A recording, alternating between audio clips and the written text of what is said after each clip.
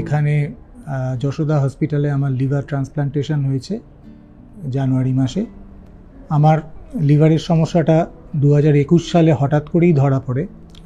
রক্ত বমি হয় কলকাতায় থাকার সময়, এবং তারপরে আমি মেডিকেল ম্যানেজমেন্টে ছিলাম 2-2.5 বছর মতো অন্য একটা সংস্থার আন্ডারে। সেখানে আমার সুবিধে মতো অর্গ্যান না পাওয়াতে, আমার যেহেতু ক্যাডাভেরিক ট্রান্সপ্লান্ট ছিল, আমি অন্যত্র খোঁজ খবর করতে শুরু করি। ডক্টর ধর্মেশ কাপুরের সাথে যোগাযোগ করি যশোদা হসপিটাল সেকেন্দ্রাবাদ ইউনিটে, এবং আমরা এখানে প্রথম আসি 2023-এর জুলাই মাসে। প্রাথমিকভাবে ডক্টর ধর্মেশ কিছু মেডিসিন দেন। উনি নিশ্চিত হতে চাইছিলেন যে এটা মেডিকেলি ম্যানেজেবল না সার্জারির প্রয়োজন আছে।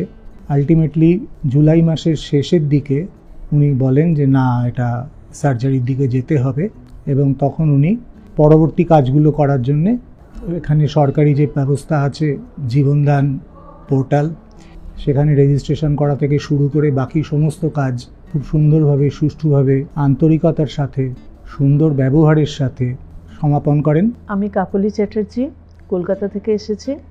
যখন জুন মাস 2021-এ প্রথম ধরা পড়ে ব্লাড ভমিটিং করে সিরোসিসটা, তখন খুব চিন্তার মধ্যে পড়ে গেছিলাম, কারণ এরকম রোগ সম্বন্ধে আমরা কিছু জানতাম না। তারপর বিভিন্ন জায়গায় দৌড়াদৌড়ি করি, কিন্তু আমাদের ফ্যামিলিতে লাইভ ডোনার কেউ ছিল না, এবং আমরা খুব তাড়াতাড়ি ডিসিশন নিয়ে যশোদায় চলে আসি সেকেন্দ্রাবাদে।